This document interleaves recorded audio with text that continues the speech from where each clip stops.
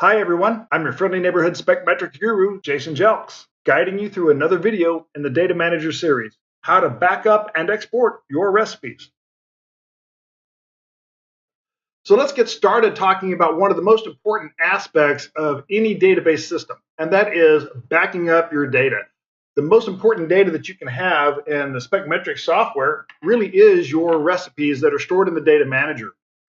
You do not need to be connected to the hardware in order to actually edit recipes or make changes or even back up the recipe data manager.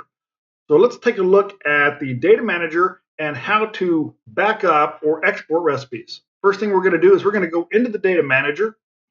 Once it becomes active and you see your recipes, we need to log in as at least administrator in order to do these backups. So once we've logged in as administrator, I can now select my recipes. I can use my filtering tables on the left-hand side if you have more than one spectrometer type, whether it's a Viz and or NIR or EXR and NIR, or even all three. You can actually select one group or multiple groups, but what I want to do is I want to actually back up my entire database. I want to back up all my recipes, and I can do that by selecting on the first recipe and pressing Control A.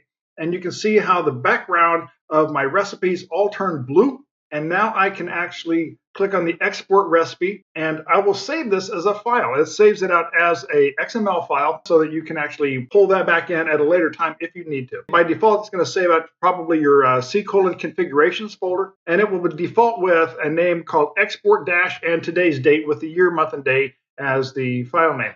You can change that any way you want to. If you wanted to, you can rename this to Guru Export and then save that file. And once that file gets saved, it's going to pop up a message and tell you that the number of recipes you have selected have now been saved, and it'll tell you the file name. One good practice that I find to do is to turn right back around immediately and click on the import recipe and select the file that you just saved.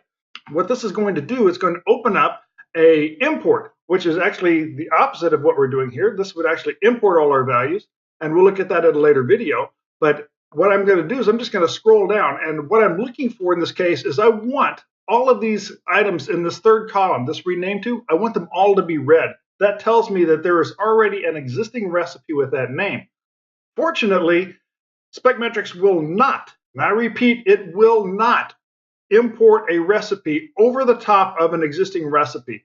That is by design. We do not want to take something by accident and do some mass import that totally messes up a database or all your recipes and causes you a lot more extra work or even support calls into us. So if I were to say, okay, it would actually give me an error message on my screen, and it would basically let me know that all these recipes already exist and they will not be overwritten into the database. In order to overwrite them, you would actually have to physically delete each one individually by selecting the recipe itself and deleting the recipe. And we're not going to allow deletion or mass deletion of recipes to select multiple recipes and hit the delete button and basically wipe away an entire database.